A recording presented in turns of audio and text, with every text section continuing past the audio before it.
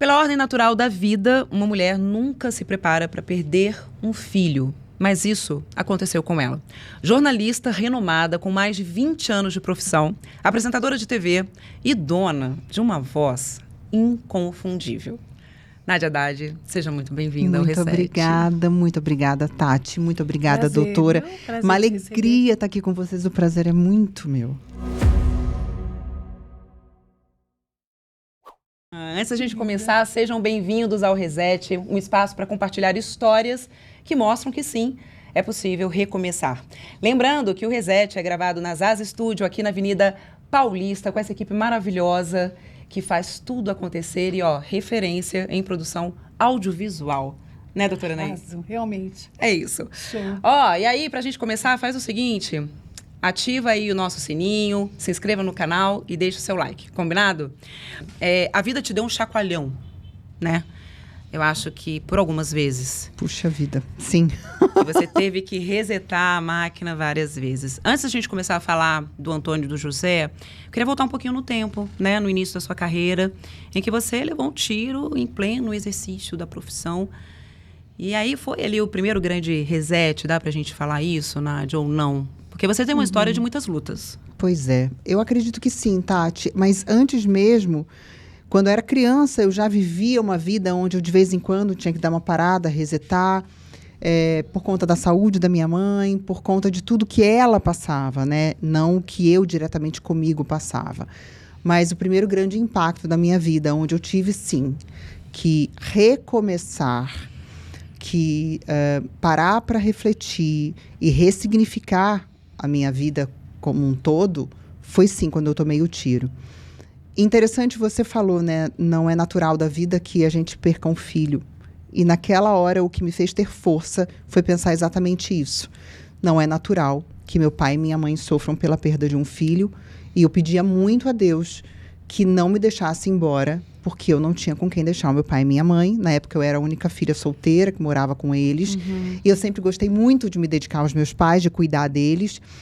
Então, o que me deu força para seguir em frente não foram os meus sonhos, o que eu almejava. Foi o amor que eu tenho pelo meu pai e pela minha mãe. Nossa, que lindo! Que lindo. Já tô arrepiada e já tô com lágrimas nos olhos. E mal quieta. Começou, hein? Não, e eu Que pensando lindo. agora que eu refleti, eu nunca tinha parado para pensar nisso. Não, e você ter essa sensibilidade, ainda não sendo mãe, né?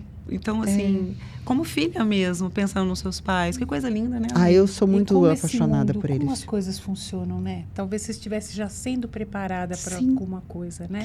É agora que eu parei para pensar. Eu nunca tinha parado para pensar nisso. Eu que lutei tanto pela minha própria vida para que os meus pais não sofressem pela minha perda. Já estava escrito na minha história de vida que eu perderia um filho. Então, talvez lá atrás, Deus já estivesse preparando o meu coração para ser mãe e também para imaginar o quão importante seria não perder um filho, Sim. mas poder lutar por ele até o fim e me fortalecer como mãe. E foi isso que aconteceu. E ele te preparou, então, desde lá de trás. É meio isso, né? Não é? Lá, como que foi isso? Você estava no meio da reportagem, Nádia? Não. Como que foi? Conta pra gente. Eu já sabia que aconteceria essa incursão policial. Eu sempre... eu tinha bons relacionamentos dentro da polícia para me darem as informações de próximas pautas. E já tinham me comunicado que teria essa incursão policial, só que seria em outra comunidade. Mudou em cima da hora e eu fui para Botafogo para cobrir mais uma incursão policial de rotina. Para ver a polícia prendendo. A polícia Fazer entrando a na cobertura. comunidade para poder... não me lembro agora, acho que era para estourar uma boca de fumo, alguma coisa nesse sentido. E eu acompanhava sempre com muito cuidado. Eu nunca fui ousada. Uau, eu quero ser heroína, vou conseguir as melhores matérias, as melhores imagens, as melhores sonoras. Nunca fui assim. Porque tem jornalista que se joga e quer mesmo, né? Pede pra ir pra guerra. E as emissoras exigiam isso também. A gente bem sabe. Mas é claro, eu não fazia isso. Contanto que a orientação que nós tínhamos naquela época, 20 anos atrás, era: não chega de colete na comunidade. Chega lá, olha e põe um colete. Porque ainda era muito ofensivo a gente chegar botando um colete, entrando. Bom, e assim eu fiz. Quando eu cheguei lá, me virei para botar o colete e aí eu fui atingida. Eu fui atingida na entrada da comunidade Santa Marta, Dona Marta, ali em Botafogo. dentro do carro, enquanto eu estava sentada ainda no banco do passageiro. Você não tinha nem saído do carro. Nem saído do carro. Então, não se sabe se quem atirou confundiu o carro com reforço policial ou se realmente foi represália contra a imprensa. Não se sabe. Fizeram reconstituição depois, identificaram de onde veio o tiro, que de fato foi de um traficante, até porque o armamento usado não era um armamento da polícia, enfim. Mas nada disso importa, né? O que importa é que depois disso eu tive que correr para buscar ajuda, porque o primeiro lugar onde nós fomos foi o Corpo de Bombeiros, que não pôde ajudar. E você percebeu imediatamente que você tinha sido atingida? Porque às vezes tem relatos de pessoas que falam que estavam com o corpo quente, tu só percebe quando vê o sangue. Tranco, não dá? Como que foi isso na hora? Não, na hora eu percebi. Na hora. É um soco, né? Eu acredito. É isso, é um soco supersônico que queima tudo, né? Um projétil de fogo. Tiros já, né? É um soco, gente. Mas é isso mesmo. E eu costumo falar. Descreveu mesmo, porque eu falo, gente, isso. parece um soco supersônico assim, porque é um projétil de fogo entrando em você, então, aquele calorão. Nem imagino isso. E assim, na hora eu percebi. Correria que deve ter sido. Agora, olha que louco. Isso foi numa segunda. Na quinta-feira anterior, quarta, numa outra incursão policial no Complexo da Penha, eu virei para uma amiga, que na ocasião era da Band News, e perguntei: você imagina que um dia você vai tomar um tiro? Ela falou: Deus me livre, claro que não. Eu falei: eu imagino. Ela, ai, fica quieta, você é louca? Eu falei: eu tenho essa sensação. Olha isso. Uma semana antes, praticamente. Menos de uma semana. Então, na hora, eu senti esse impacto. Eu estava sentada, eu senti que estava saindo sangue das minhas costas. Eu vi o sangue jorrando pelo retrovisor.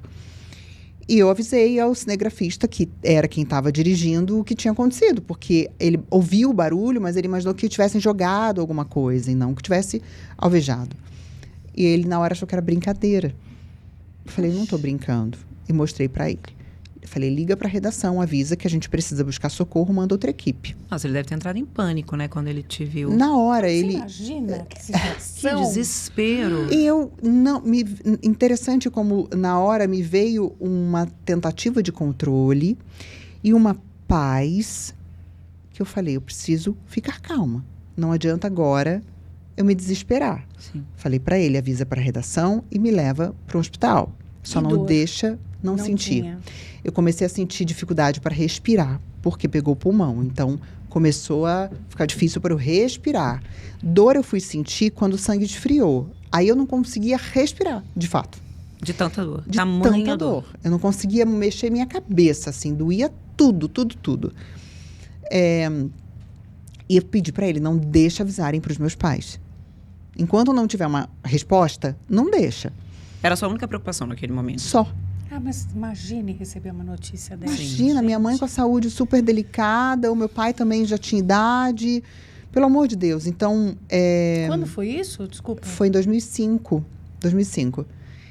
E aí, a gente foi buscar socorro, o Corpo de Bombeiros não deu atendimento, depois fomos para um hospital que não tinha pronto-socorro e fomos para o Miguel Couto e imediatamente me levaram lá para o PS, né, para o pronto-socorro. Só que você é um número.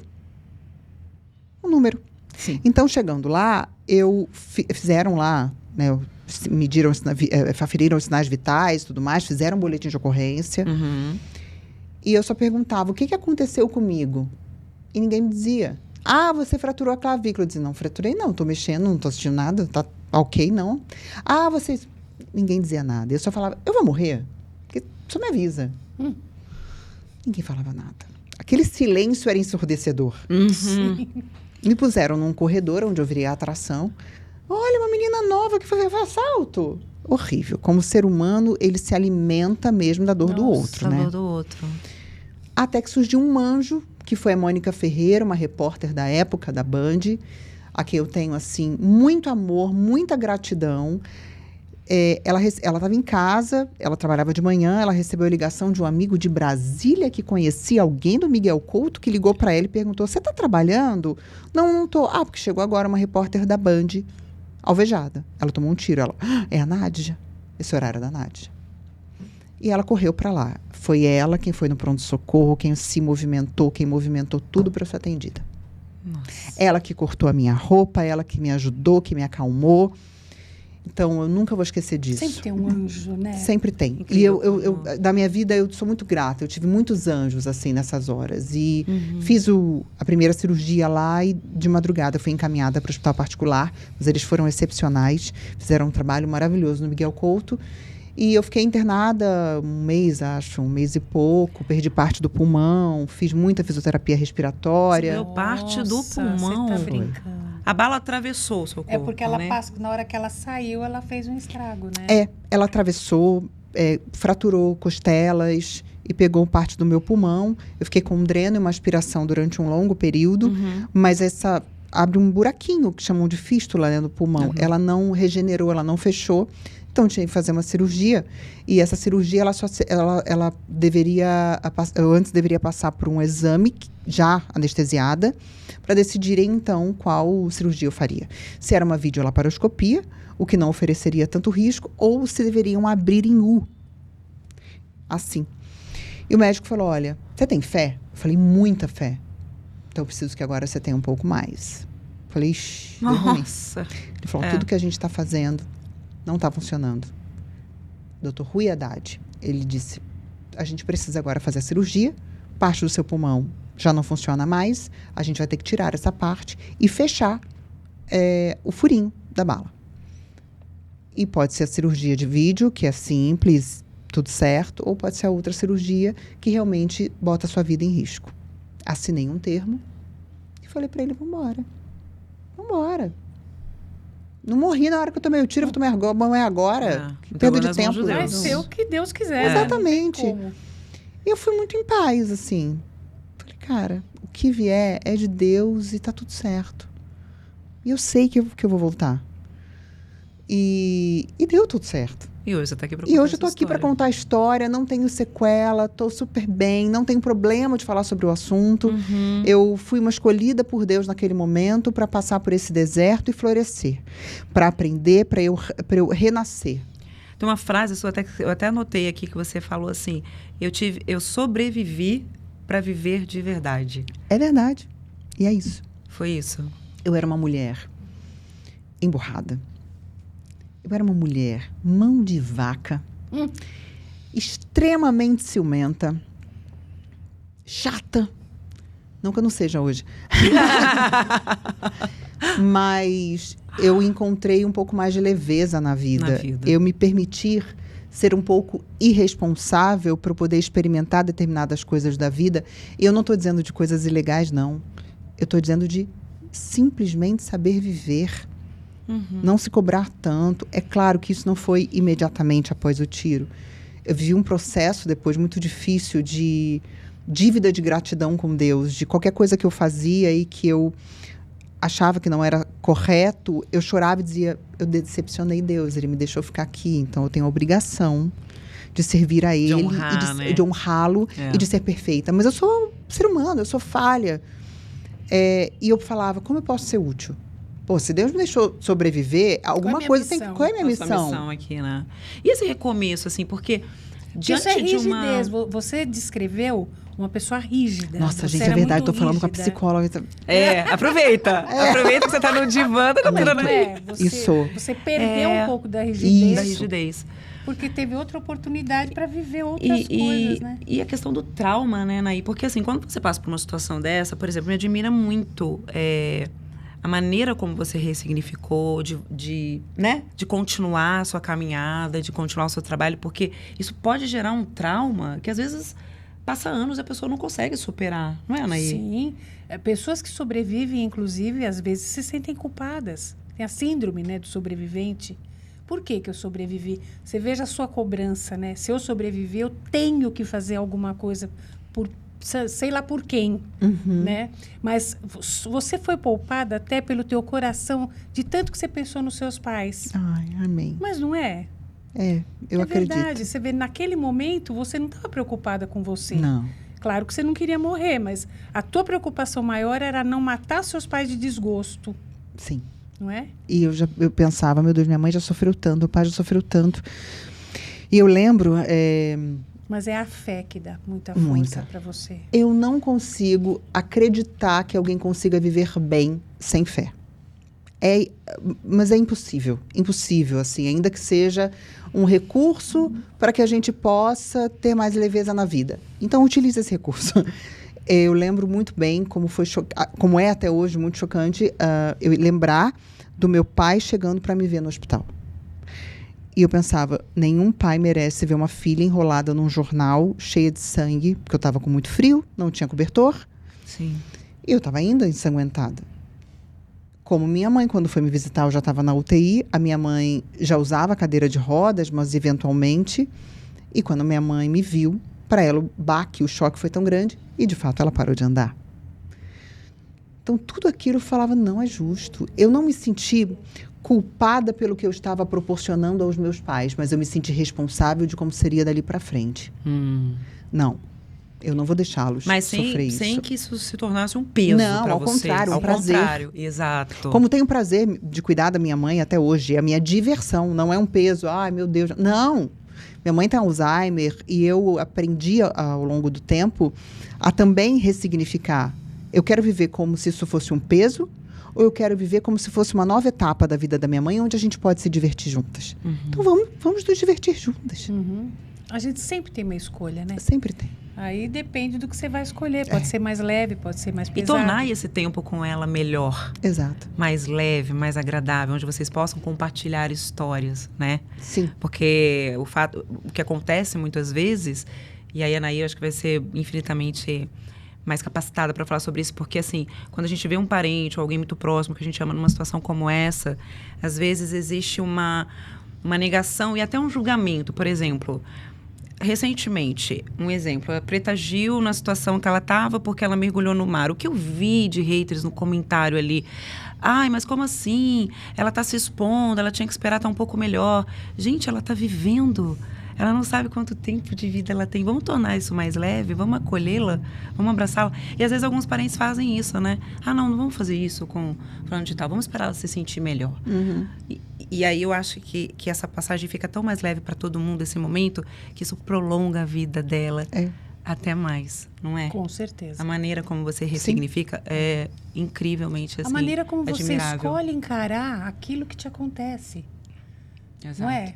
Porque ninguém está livre de ter problemas, mas a maneira como você lida com eles faz toda a diferença. Como você encara o que você está passando. Sem dúvida. E Não a gente tem acho que o ser humano tem o péssimo hábito de alimentar os seus medos e os seus problemas, deixando eles bem gordinhos e fortes, de tal forma que ficam maiores do que os seus sonhos, objetivos, do que a força que a gente tem. Hoje, eu sei que a minha mãe não tem muita memória do que passou, mas eu posso criar novas memórias com ela agora, ainda que seja só por 24 horas e amanhã ela esqueça. Perfeito, Tudo mas é ela inédito. viveu aquele momento. Ela viveu aquele momento. Perfeito, perfeito. Verdade, e é lindo, né? Essa maneira como você ressignifica. E aí agora, chegando a esse atual momento que a gente falou, né? Dessa preparação toda, com a história dos gêmeos, do Antônio e do José, que você também ressignificou a perda do seu filho. Né? E uma gravidez muito desejada, planejada. Muito. Conta pra gente. Pois é. Olha que loucura, né? Eu tentei engravidar durante 3, 4 anos e antes disso eu não queria de jeito nenhum. Eu tinha muito medo. Acho que como boa parte das mulheres. Medo de perder meu emprego, medo do depois de não dar conta, medo de quem eu me tornaria depois que eu me tornasse mãe. Eu pensei, meu Deus, eu estou há quase 40 anos na época, convivendo com essa mulher aqui. Eu gosto de mim. Todo mundo fala que a gente muda. Quem eu vou virar? Por quê? Eu pensava, eu vou virar aquela mulher chata. Quem vai ser a Nádia mãe? Quem vai ser a Nádia mãe? Vai ser um sargento, rigorosa e não sei o quê. E eu pedi muito para Deus me transformar e para me mostrar se era o que Ele queria para mim. E cheguei a virar para o meu marido um dia do nada. Falei, amor, agora eu quero tanto engravidar, mas será que Deus quer que eu engravide? Porque às vezes Ele não quer. Tudo bem, as mulheres nasceram, foram criadas para gerar, mas às vezes o que Ele deseja para mim é outra coisa. Com certeza. E hoje a gente se permite pensar assim. A gente se permite pensar assim, a gravidez não é uma obrigação, é uma escolha. E ele falou, eu acho que a gente encontra a palavra na Bíblia. Eu disse, não estou encontrando. Então acho que alguém vem e fala, e Deus usa alguém. Eu falei, tá, pode ser. A gente estava com viagem marcada para Israel. Vamos levar, então, esse pedido a Deus para Israel, porque é melhor lugar de Jesus ali, lugar do cara, vamos embora. Sim, melhor impossível. Melhor impossível, pois dito e feito. Chegando lá, nós fomos presenteados com o culto, a pregação de um pastor que a gente tem muita admiração, mas que nós não conhecíamos, e não tocamos mais no assunto, mas eu fui mentalizando muito, Deus, fala comigo, me dá essa resposta, eu preciso dessa segurança, me dá um sinal. E aí ele acabou a pregação se despedindo já. Eu falei, beleza, Deus, entendi, não é agora, né? Mas tá bom. Mas quando falar, e eu de olho fechado assim, falei, quando falar comigo, seja claro, por favor, faz maquete, para eu entender. Que é o beabá mesmo, né? Eu de olhinho fechado, o pastor falou, antes de eu ir embora, eu preciso falar com uma mulher sobre questão de fertilidade. Na hora eu gelei, eu falei, eita, será? Ele veio na minha direção, na direção do meu marido, começou a falar exatamente como eu me sentia. Sentimentos, emoções, dores que eu nunca nem tinha falado para ninguém. Eu comecei a chorar muito e ele falou, eu estou aqui num lugar e não é qualquer lugar, é um berço de muitas promessas e de muitos milagres. A gente estava na frente do Dom Mão Dourado, onde aconteceram diversos milagres. E Deus pediu para te avisar. Deus disse, fala para ela, eu não só posso, como eu quero. Nessa hora eu desabei. Meu joelho ficou fraco. Os meus joelhos fraquejaram e eu desabei. E naquela hora eu entreguei, eu falei, vai ser do jeito que o Senhor quiser. No tempo que o Senhor quiser, do jeito que o Senhor quiser. Eu só não esperava que ele fosse me colocar num desafio tão grande. Sim. Não apenas em um, mas em vários desafios. E que bom, tá tudo certo. Dali em diante eu fiquei muito mais em paz. Encontrei o caminho que ele me guiou para fazer a minha FIV, porque eu escolhi fazer FIV, eu escolhi. E pedi direcionamento a Deus, porque por um período eu também achei que eu estava brincando de Deus. Uhum. E no dia que eu fiz a FIV, foi tão interessante como Deus se faz presente nas pequenas coisas. Eu acabei de fazer a fertilização, a transferência, fiquei de repouso. Na hora que eu saí da clínica, nós batemos a porta da clínica, eu virei para o meu marido, esse cheiro. Aí ele, que cheiro? Eu falei, eu queria, sabe quando você cheira de modo que você quer cheirar muito para entrar em você aquele odor? Eu falei, é o cheiro do meu pai. Meu pai faleceu, tem 9 anos. Na hora. Ele estava presente. Aí eu chorei mais ainda, eu falei, deu certo. Deu certo. Antes mesmo do resultado. Mas eu tinha acabado de fazer a transferência, eu ia pegar o resultado 12 dias depois. Então, para mim, foi tudo tão mágico. Porque a todo momento eu sentia a mão de Deus, a todo momento Deus estava lá. Vai, filha, eu faço contigo. O caminho é esse, eu estou com você. Ele nunca disse que ia ser fácil, mas ele também não me... Mentira, ele me preparou para as dificuldades, sim. Porque senão eu não ia estar aqui para contar a história. Sim. Mas eu não sabia que ia ser tanto. Bom, e aí eu sonhei com aquela gravidez que todo mundo sonha, né? Bonita, onde a gente consegue fazer tudo. E eu estava vivendo isso. Eu lembro que eu entrava no carro, fazia as minhas coisas, e eu dirigindo, eu falava, Deus, obrigada. Meu Deus, eu tô grávida de gêmeos. Quando eu descobri que eram gêmeos, eu tive crises e crises de riso. Felicidade dose dupla, Brasil. E eu falei pro meu marido, eu falei, a gente vai ficar grávida de gêmeos. Ele, para com isso. Eu disse, espera, você vai ver. Quando a gente descobriu que eram gêmeos, foi muito engraçado. Porque eu comecei a rir. E ele, meu Deus, e agora? Desesperado. Porque dois não é fácil. Uma benção. Né? E aí, eu achei o máximo ficar grávida de gêmeos. Eu achava até, olha que prepotência da minha parte, quando alguém falava que estava grávida, eu, legal, quantos?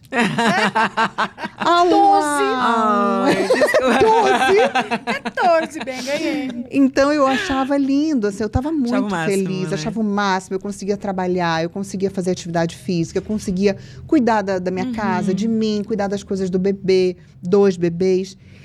Quer dizer, você estava se sentindo super bem, a gravidez foi muito tranquila, apesar de ser gemelar, que obviamente requer um pouco de cuidado, mas estava se sentindo bem, não teve nenhuma intercorrência até então. E aí, na semana em que eu faria o pré-natal, a minha médica ficou gripada e tudo, ela remarcou para a semana seguinte. E aí começou a me dar um desconforto e eu pensei, preciso fazer uma ultrassonografia. Falei com ela, falei, olha, doutora, não tem ninguém que você indique no seu consultório para fazer, porque queria fazer. Ela falou, mas você tá sentindo alguma coisa? Não, não tô. Ela falou, então não tem problema, você tá bem, tá tudo bem. Caramba, mas aquilo me incomodava. E eu falei com meu marido, ele falou, olha, então vamos tentar. E aí eu consegui, através de uma amiga, fazer uma ultrassonografia no sábado, perto da minha casa. Eu fui dirigindo. E aí a médica fez, olhou, e ela virou para mim, ela falou, olha, você tá com encurtamento do colo. Eu falei, tá, o que é isso? Não sabia o que é isso, né? Ela falou, você tem que fazer repouso. Eu falei, tá bom, o repouso é tipo para atividade física. Ela falou, não. Você tem que ficar deitada. Eu falei, não, eu comecei a... Não, minha senhora. Eu tenho uma viagem marcada daqui uma semana para gravar meu programa. Não dá. Mas você tá louca. Juro, não dei nenhuma bola, assim, na hora. Não levou a sério. E que desconforto era esse, assim, pra ela chegar a esse diagnóstico? O que era? Era tipo uma dor? Tati, eu não sentia nada. Porque você falou que estava sentindo um desconforto. Mas emocionalmente falando. Emocionalmente. O Espírito Santo me tocou e falou, cara, vai lá e faz. Porque eu falava, eu preciso então fazer. você não tinha sintoma nenhum. Zero. Aí ela ainda perguntou pra mim, Sim. você teve algum sangramento, alguma cólica? Nada, nenhuma dor de cabeça, assim, nada. Mas estava me incomodando, eu queria fazer. De mãe mesmo. Foi. Né? E meu marido ainda pensou assim, isso é coisa de grávida, de primeira viagem, que passou por todo esse processo, tá preocupada. E eu também pensava, né? Antes fosse, eu gostaria que tivesse sido. E aí a médica falou isso, ela falou, preciso falar agora com sua médica. Eu falei, tá bom. Eu fui dirigindo ainda de volta para casa, minha médica me ligou. Onde você tava? Tô indo para casa. Ela falou, beleza, então você vai em casa, você pega a sua roupa, faz uma bolsinha e vai para o hospital, preciso que você se interne agora. Falei, doutora, mas por quê? Ela falou, olha, você precisa de repouso, mas chegando lá eu te explico. Quando ela me explicou de fato a gravidade, eu fiquei apavorada. Só que eram tantos medos juntos que eu não sei nem elencar o que era pior. Se era o meu medo de perder meus filhos, se era o meu medo de perder a minha vida, se era meu medo dos meus compromissos profissionais, se era meu medo da minha vida como um todo. Eu não sei. Tudo mesmo. Era tudo. Era tudo. Tava tudo no mesmo pacote, né? Foram dias horríveis. E aí eu botei primeiro um pessário, que é um dispositivo que substituiria a cerclagem em alguns casos. Não deu certo. No dia seguinte eu fiz a cerclagem e eu tinha muito medo de fazer e romper o colo do útero, o útero em si. Enfim, então, foram 39 dias de repouso, boa parte do tempo repouso absoluto. Você estava de quantos meses? Você perguntou isso agora. Eu estava quando eu fui internada, acho que eu estava de 18 semanas. Eu estava com 5 meses. Acho que era 5 meses. E 4 aí, meses e meio.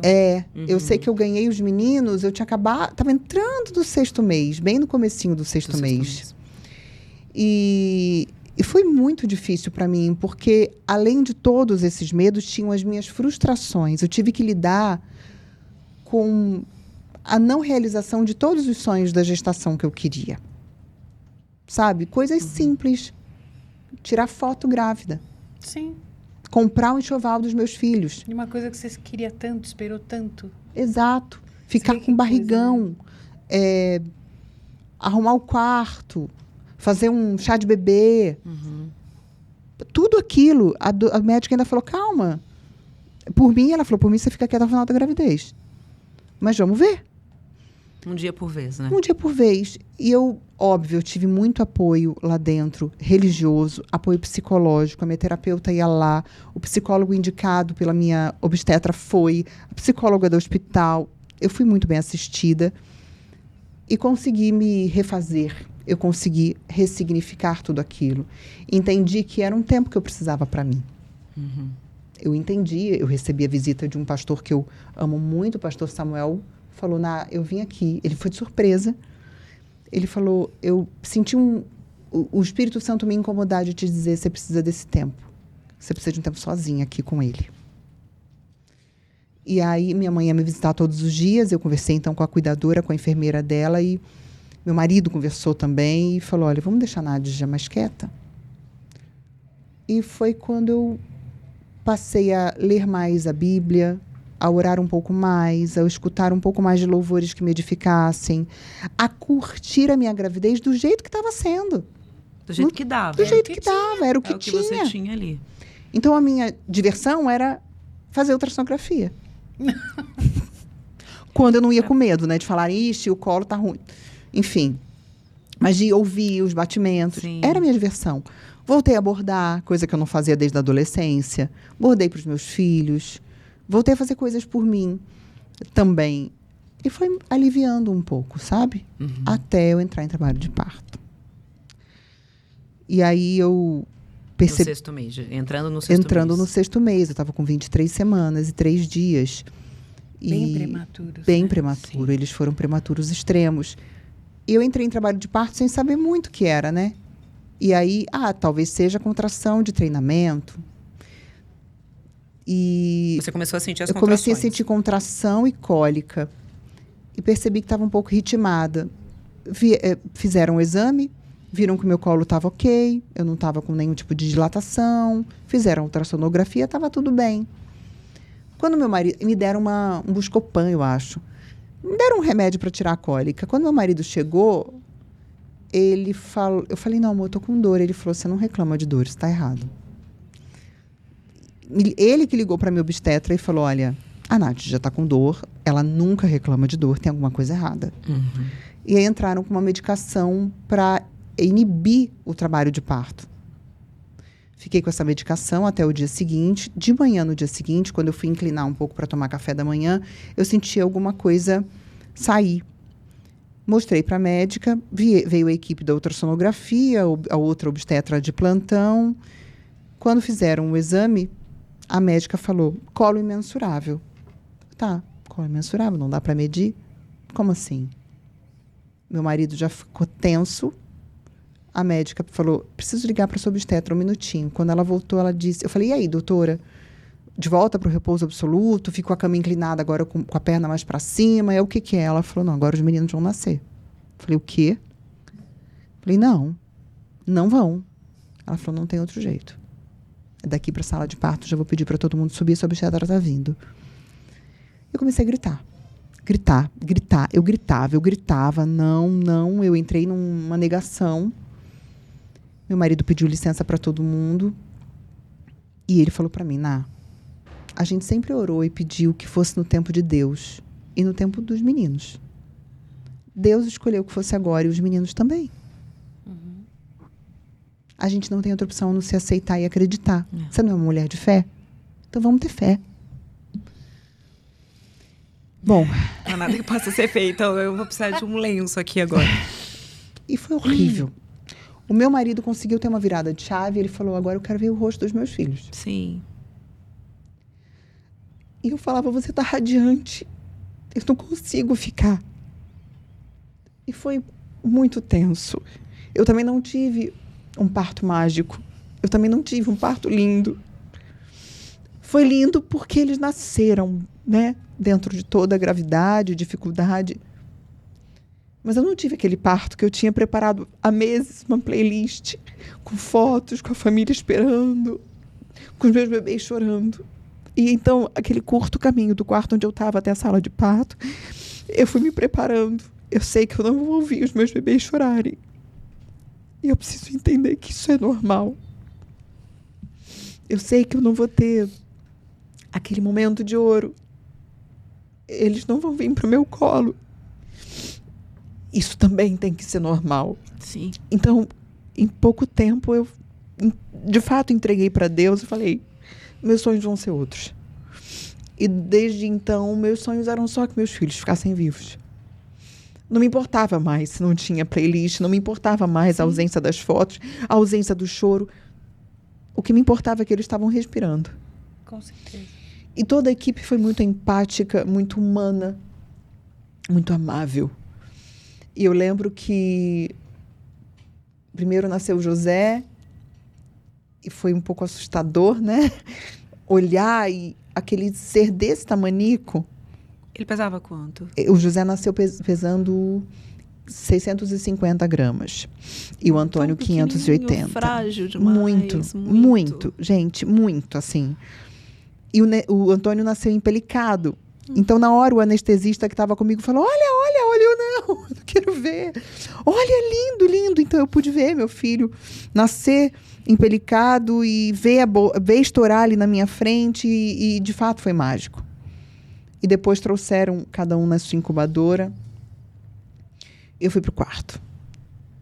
me deu um apagão depois, assim, do momento do quarto até em que eu fui vê-los. Eu não me lembro como foi.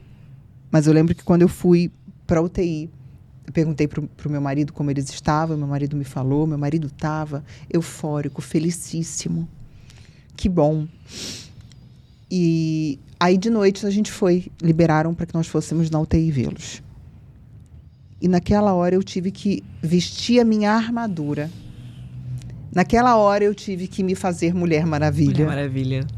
A mãe. E colocar os medos, as dificuldades, na porta da UTI. E dali em diante eu já sabia que o cenário não seria bom, mas que eu era responsável por passar força para o meu filho. Para os meus 2 bebês que estavam ali lutando. Então, eu lembro que eu pude pegar na mãozinha de cada um e era tão pequena, era tão frágil, parecia uma patinha de um passarinho, assim, de tão pequenininho. Com aquela pele fininha. Fininha, que ainda grudava, né? Sim. Porque ainda não estava formada. E para os 2, eu falava a mesma coisa. Sejam fortes. Sejam meninos de fé. E queiram viver. Escolham viver. A gente está aqui do lado de vocês. A gente não vai sair do lado de vocês de jeito nenhum. Vocês só mudaram de útero. Vocês estão no útero fora da barriga da mamãe. Uhum. Papai vai poder ver vocês sendo gerados também. Eu conversava, eu orava, eu cantava e o meu marido também. Muitas vezes o meu marido pegava na mãozinha de um numa incubadora, eu pegava na mãozinha do outro e a gente fazia oração. Juntos. Então, eu transformei... E assim, as notícias nem sempre eram boas. Chegou um ponto que eu não queria mais ouvir os 2 boletins médicos diários. Eu escolhia qual que eu quero ouvir hoje. Então, eu vou ouvir o das 4h. Quando me falaram, viver a UTI NEO é uma montanha-russa de emoção, eu não imaginava que fosse ser aquela montanha-russa pior do assim, mundo. Né? Tanto. As notícias não são boas. A gente tem um contato o tempo inteiro com os desafios e é um exercício de fé constante. Constante. A gente não tem o direito de sofrer ali dentro, não. A gente pode sofrer do lado de fora. Porque ali a gente precisa dar força para as nossas crianças. Com certeza. Sim. Só aquela energia. Exato. E eu percebia que quando eu chegava um pouco pior, eles desestabilizavam um pouco. E notar essa sinergia de mãe e filho é muito mágico. Nossa. É muito mágico. Eu me lembro quando o José abriu o olho pela primeira vez. E a gente aprende também a comemorar as pequenas vitórias. Coisa que uma mãe, quando tem um bebê a termo, talvez não entenda, porque é muito óbvio. É que passa batido. Exato. Né? Perde a referência ali. É o esperado, É o esperado. É o esperado, Exato. né? Na terça-feira, nós recebemos uma palavra ministrada por um amigo que nós viveríamos uma batalha espiritual com o Antônio, de sexta para sábado. Eu fiquei com muito medo. Muito medo. Porque a sensação que dava é que eu já sentia o que estava acontecendo. Quando foi na sexta, de noite, final do dia, a médica comunicou que ele não estava bem. Que os parâmetros de respiração, saturação, batimentos cardíacos não estavam bons. Ficamos lá. Eu e meu marido ficamos naquela noite em oração do lado do Antônio o tempo inteiro. E por diversas vezes tiveram que reanimá-lo. E aí, de manhã, não foi nem madrugada, de manhã, umas 7 horas da manhã, meu marido falou, vamos descansar. Daqui a pouco, a boletim médico, a gente vai ter que estar aqui, então não adianta a gente ficar aqui. E eu falei, amor, eu tô com medo de sair de perto e ele ir embora. Não, Você sentiu isso em algum momento que ele iria? Eu senti, Tati, eu senti. Sentiu. Sentiu quase tudo, né? Eu senti. Sentiu que ele estava indo. Por isso que eu não queria desgrudar. E aí eu fui para uma sala na maternidade, que tinha umas poltronas, a gente tirou um cochilinho ali, e quando foi perto do meio-dia, vieram chamar, dizendo que ele tinha piorado. E fomos correndo para lá. Quando eu entrei na UTI, estava uma equipe em volta, e eu só falava, faz alguma coisa, por favor, façam alguma coisa. E falaram, a gente já fez de tudo. Só que eu olhei para o monitor e ainda tinha. O batimento cardíaco dele estava lá. Falei, ele ainda está vivo, faz alguma coisa. E só perguntaram, você quer pegá-lo no colo? Eu nunca tinha pego meu filho no colo. Falei, quero. Era 12h15, mais ou menos, quando puseram o Antônio no meu colo. E naquela hora eu entreguei meu filho para o Senhor. Naquela hora os batimentos dele pararam no meu colo. E dali em diante eu entendi que eu fui escolhida para ser mãe de anjo e que isso também é uma bênção. Que eu não teria meus sonhos de ter os meus gêmeos em casa. Mas que eu teria um filho aqui que iria fazer muita diferença. E até outro que ia ficar do lado de Deus trabalhando por nós, pelo mundo e afins. É o que eu creio. Foi a dor mais dilacerante da minha vida. Eu achei que eu fosse ver o meu filho num berçário e eu fui me despedir do meu filho num necrotério. E eu nunca vou esquecer, entrar. Quando eu não conseguia andar de tão fraca que eu estava, quando eu parei naquela porta com o nome escrito necrotério. Mais uma vez eu só gritava. Eu me fiz forte para eu poder olhar meu filho pela última vez. E consagrar o nome dele e a história dele a Deus. E dali em diante começou a minha batalha intensa pela vida do José, implorando para que Deus não levasse. Eu sou uma mulher de muita fé, mas eu reconheço que a equipe médica inteira fez de tudo pelo meu filho. Que eles foram preparados para estar ali não só tecnicamente bons, mas com muito amor.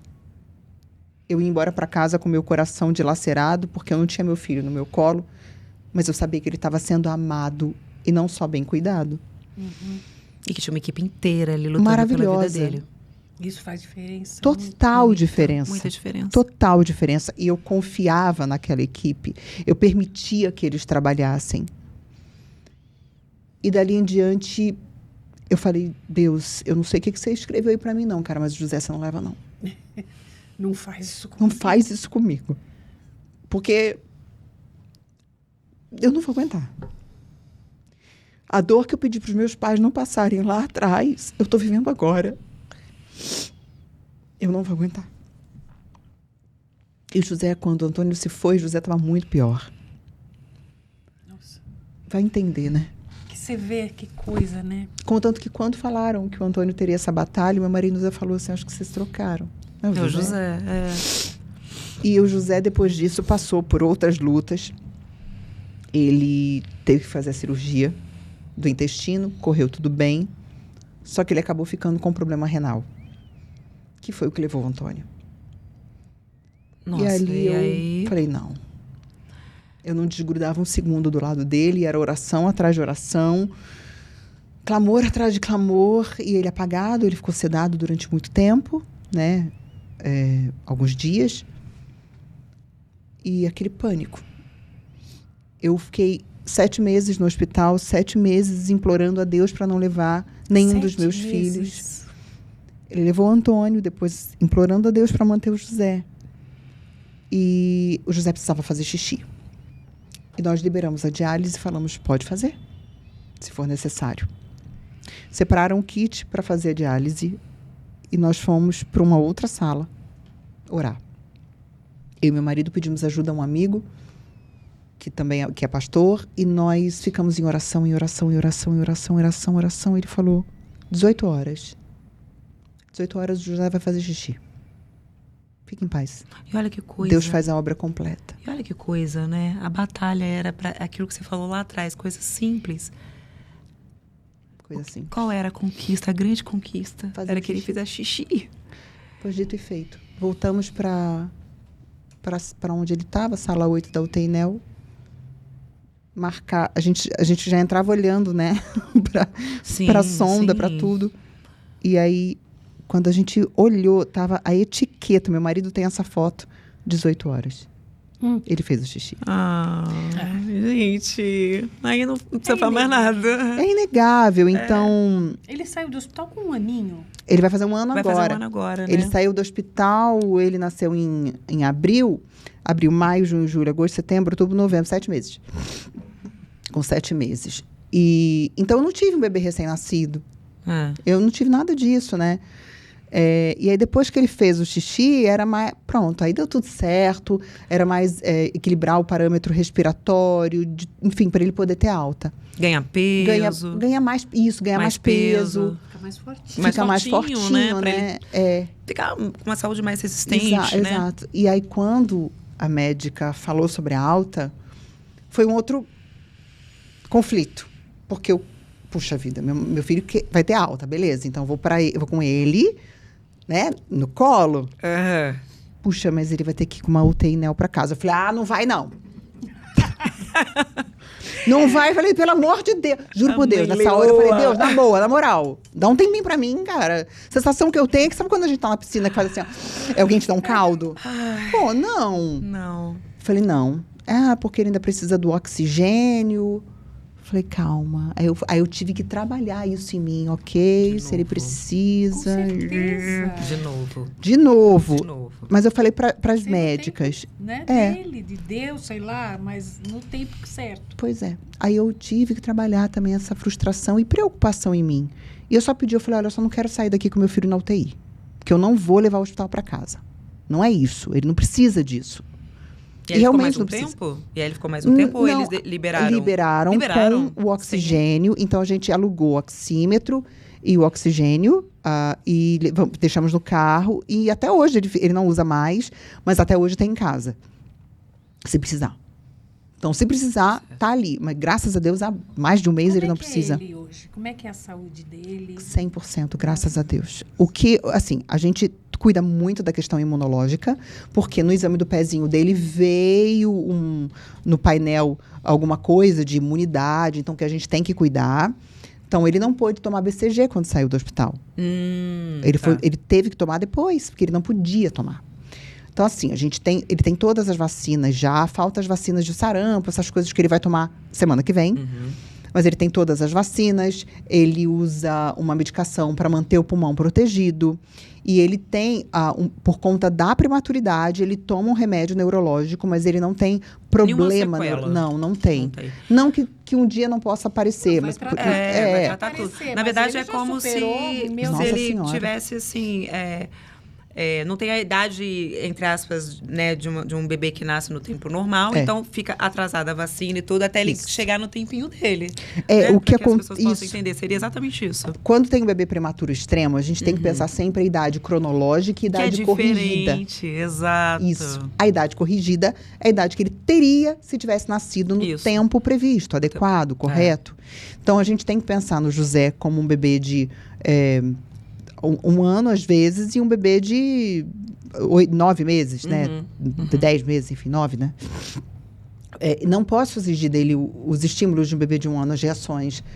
Então, ele é um bebê que agora, essa semana, que virou sozinho pela primeira vez, rastejou pela primeira vez. Então, ele tem um atraso e vai ter até 2 anos de idade o atraso da prematuridade. Que vai ser normal por conta da prematuridade. Exatamente. Depois ele começa a igualar. Né? É muito legal. Fala. Desculpa, te fazer uma pergunta. Porque eu acompanhei um caso, há muitos anos atrás, que a mãe, grávida de gêmeos, e um deles faleceu dentro dela. E aí ela teve que esperar o parto, né?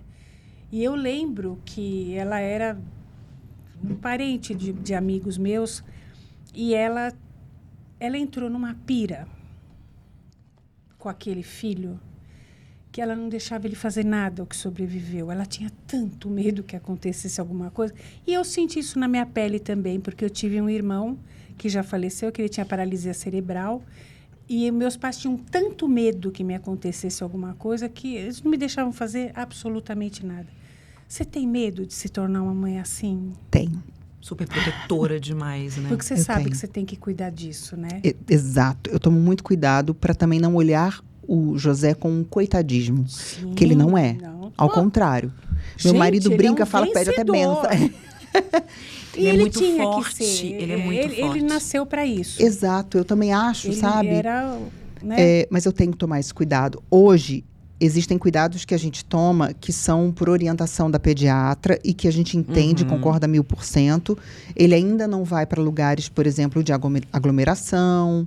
O aniversário dele de 1 ano vai ser a primeira vez em que ele vai ter contato com muita gente. Mais pessoas. Então, a médica tinha liberado para que nós saíssemos com ele para lugares arejados. A gente não saiu, a gente foi sair pela primeira vez domingo passado. Eu acho que tem que ser por aí mesmo. Né? Pelo menos no início, até ele ficar Sim. fortão mesmo. Com certeza. E cuidados que Sim. todas as pessoas têm que ter com qualquer bebê. Não beijar no rosto, não beijar na mão. A pessoa está gripada, não chega perto. Gente, nem vai, né? Nem vai. É que tem gente que não tem noção, não né? tem, Muita gente não sem tem. noção. Dá Acontece. abraço, ainda beija na boca. O que Tem acontece? muita gente Igual sem a mãozinha noção. do bebê. O bebê coloca a mão toda hora na boca. Você vai ficar beijando a mão do bebê, vai ficar pegando na mãozinha do bebê. Pois é, chegar com perfume forte. Exato. Roupa de rua, você tá no meio da... A gente, quando chega de lugar... Eu e meu marido, a gente chega de lugares onde tinha muitas pessoas, a gente vai direto pro banho e depois vai ficar com o José. Bom, esses cuidados eu já tenho. Então, eu tomo cuidado de, por exemplo, tá chovendo, tô com ele chegando em casa. Cara, eu tenho um pouco de medo. Ai, meu Deus, você vai ficar gripado, mas calma. Ele também precisa Criar essa defesa, criar né? essa defesa. Corpos, Criar esses Sistema anticorpos. imunológico, é verdade. Eu penso, se eu parar para pensar, coisa que eu evito, mais para frente, quando ele já estiver na idade escolar, é que é a minha maior preocupação. Porque, por enquanto, ele é neném, eu tô com ele. Tá aqui, né? Embaixo da sua asa. Tá aqui embaixo da minha asa. Você tem noção do quanto é fácil você cair nessa armadilha? Do medo? Total, de criar numa bolha. Claro. Sim, e de virar Porque aquela mãe o que não problema deixa é que ninguém a criança não vive. Aquela chegar. criança não Exatamente. vivia. Eu não posso de jeito nenhum ser assim. Então, eu já tenho a consciência. Então, se eu me pego, pensando Ó, já sobre é isso, eu meio digo, caminho andado. calma, isso não. Porque eu não posso fazer isso com ele. Ele tem que viver Por ele, exatamente. por ele. Mas, por enquanto, eu Ele tenho... tem autonomia, independência. Exato. Não, ele Não é crescer muito inseguro. pequenininho. Né? É uma coisa assim. de... Claro, mas é com cuidado, né? Pra você justamente não criar uma criança lá na frente que, Sim. de Não, repente, isso e é vai- natural. Você cria um filho fraco. fraco, frágil e antissocial. Agora, a preocupação que eu tenho Inseguro, né? inseguro. A preocupação que eu tenho tido nesse momento é, o José, ele está acostumado a ficar sempre com alguém perto. Ou é a mãe, ou é o pai, ou é a técnica de enfermagem que cuida dele. Ele nunca está sozinho. Uhum. Então, eu já percebi que quando a gente se afasta, ele está no tapete brincando, ele se vê sozinho, ele chora. E eu conversei com as minhas e disse, não, ele precisa se virar.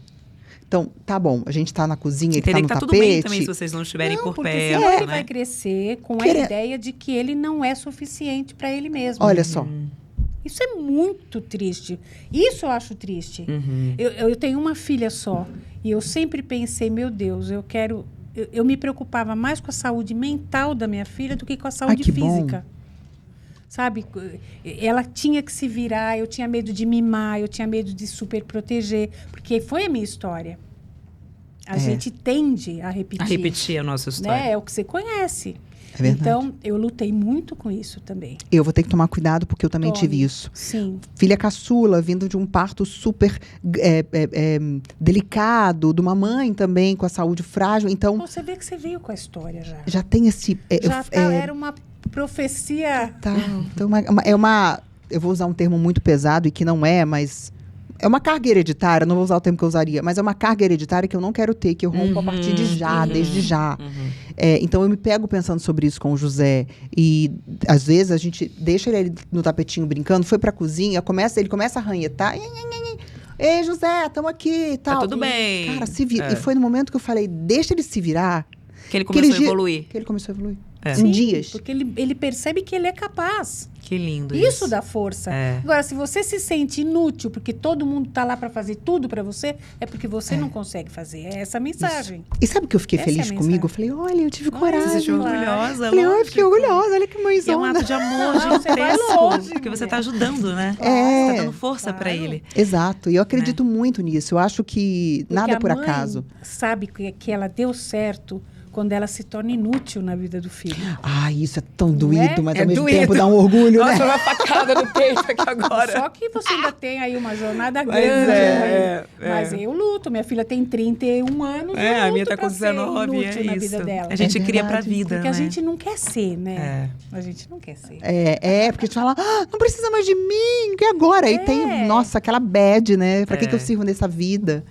E uma coisa que eu também sempre tomei muito cuidado, eu e meu marido, da gente não se perder um do outro depois que nos tornássemos pai e mãe. Sim, para não ser só esse papel, né? Exato. E essa história de quem eu vou me tornar, que mulher eu vou ser depois que eu me tornar mãe. Eu tinha muito medo, muita preocupação por todas as referências de mães que eu tinha. Contanto que eu me sentia, antigamente, bem pouco tempo, eu me sentia ofendida se alguém falasse, você tá com uma cara de mãe. Porque a minha ideia de mãe... Quem quis dizer isso? Era aquela mulher que não combina mais estampa. Ah, tá. Que sai com o cabelo desgrenhado. Aí não parece, sabe, sem maquiagem, aí não pinta mais a raiz, largada, tá toda. Acabada. Virou mãe e esqueceu de ser mulher. Aí eu né? parei. Eu Aí falei, você fala, não. opa. Falei, essa não Não é sou a eu, Nádia. não é a Nádia. E eu percebi que eu me tornei uma mulher que eu tô gostando muito mais depois que eu me tornei mãe. Eu me sinto muito mais leve, muito mais plena, muito mais feliz, muito mais realizada. E eu buscava a plenitude através do meu trabalho, que é algo que eu amo. E eu encontrei a plenitude sendo mãe, que era o que eu mais temia. Hoje, nada mais importa. Eu não quero é perder tempo com outras coisas, senão acompanhar o crescimento e as conquistas do meu filho. Porém, Você já passou por cada coisa. Que pelo você amor de Deus, ressignificou a vida, né? As outras coisas ganharam mais importância, mais prioridade. É óbvio, sem esquecer de mim. Eu passei uma semana agora viajando para trabalhar e eu achei que eu fosse sofrer muito. Eu já fui falando comigo mesma assim, eu vou ter contato com sentimentos, emoções inéditas. Se prepare. Escreva, porque isso é importante. E foi incrível. Eu me senti viva. Eu sabia que meu filho estava bem. Eu o tempo inteiro fazia chamada de vídeo. Meu marido é um paizão que acompanhou nos médicos. A equipe que cuida dele é genial. Eu vou estar preocupada com quem? Meu filho nem sabia que eu não estava lá. Pois é, claro. Porque você também precisa fazer coisas que alimentem a sua alma, o seu coração, que alimentem a Nádia, né? Antes de ser mãe. Mas né? mais do que isso, a gente precisa entender que, principalmente no Brasil, nós temos uma ideia muito romantizada de mãe. É como se mãe tivesse que ser santa. A gente tem que ser a melhor versão de uma mãe cheia de defeitos, Nádia. Porque a gente não é perfeita. A gente vai errar, sabe? Mas errar com amor tem um outro dano. É diferente de você errar por omissão, por negligência, por abandono, né? A gente tem que entender que a gente vai falhar. Não pense que você tem que ser perfeita para o teu filho ficar bem, ou para ele ser amado, ou para você se sentir amada por ele. Seja você. Você é sensacional. Obrigada! Criadora. Que linda! Adorei, doutora. Nossa, que Muito história. obrada. A vontade que a gente tem, Nádia, juro, é muito ficar forte, aqui, ó, Nádia. nesse reset aqui, batendo papo com ela até amanhecer, né?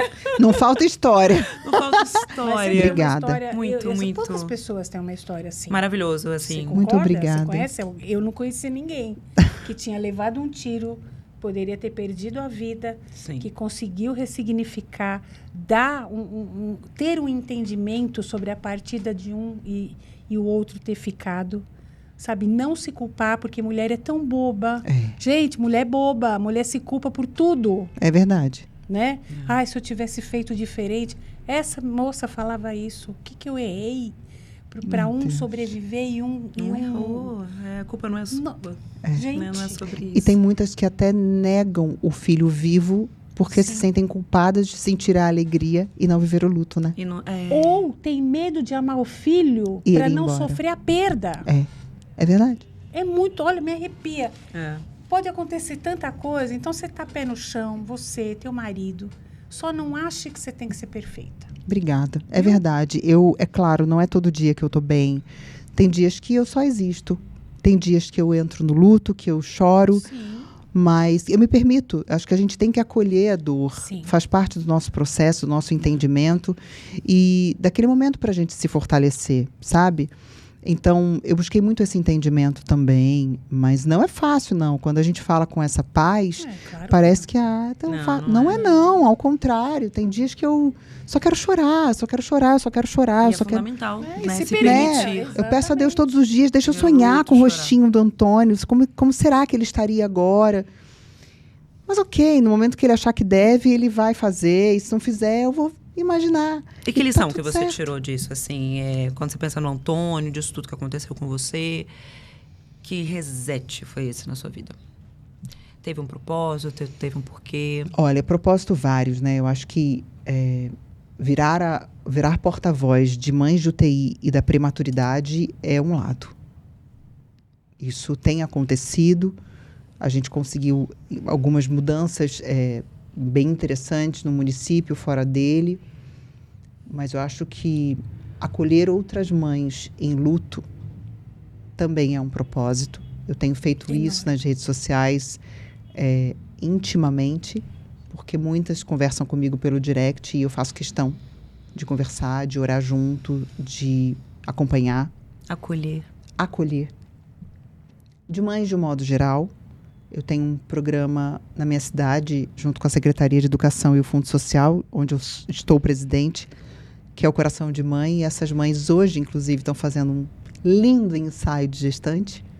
Tudo que eu não tive, elas vão ter pela rede pública. Nádia. Então, proporcionar a dignidade e a alegria e uma gestação de saúde, uma gestação saudável e feliz para essas mães também é um propósito. Então, tantos outros novos propósitos e missões apareceram na minha vida. Contudo, a partida do meu filho e a ficada do José, a vida do José, a partida do Antônio e a vida do José, fizeram eu entender que Deus só me fez forte depois que Ele me fez mãe. Ser mãe é se tornar fortaleza, com todo o direito de fraquejar, com todo o direito de chorar, de acolher os seus sentimentos, mas com o dever de sustentar vidas. E eu hoje me sinto assim para sustentar a vida do meu filho que está aqui. A luta pela maturidade não acaba quando a gente tem alta no hospital. É todo dia. Então eu vivo com ele nessa luta todos os dias. E no fundo eu me divirto, porque eu tenho ele vivo para eu poder viver tudo isso. Ser mãe de anjo é uma bênção. Eu tenho um filho aqui comigo nos meus braços e eu tenho um filho no céu. Nossa, que lindo. E isso não é para qualquer um. Não é mesmo? Que entrevista, Não é mesmo, que bate-papo. nossa. Obrigada. Muito, Que profundidade. Muito obrigada. Foi maravilhoso, né, Anaí? Deus abençoe. A gente tá aqui, ó, Eu vou levar um tempinho para mim. pra assimilar, pra se recompor.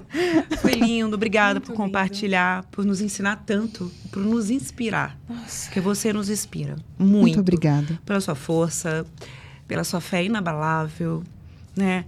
Eu acompanho você na rede social, você compartilha cada conquista do José, que coisa linda. E agora saber que você ajuda outras mães, né?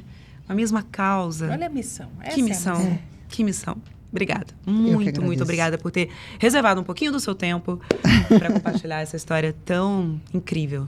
Deus com a abençoe. gente. Muito obrigada. É uma alegria poder falar, poder dar voz para essas mães, poder falar da minha dor. Cada vez que a gente fala um pouquinho, parece que cura também. Sim. E contem comigo para que vocês precisarem. Você também. Linda. Você Obrigada, também. muito obrigada. Obrigada, o Reset fica por aqui. Lembrando que o Reset é gravado na Zaz Studio. Obrigada a essa equipe maravilhosa com essa estrutura de primeira. A gente encerra por aqui, né? Sim, e não se esqueçam de ativar o sininho e se inscreverem, viu? Estamos esperando vocês aqui com a gente para cada história linda, maravilhosa, que a gente não está nem aguentando, né? E aí a gente termina com aquela frase maravilhosa. Como é que é? Que Fala todo pra fim. mim. Pode ser um novo começo. Isso. Até o próximo episódio. Tchau, Beijo. tchau, gente.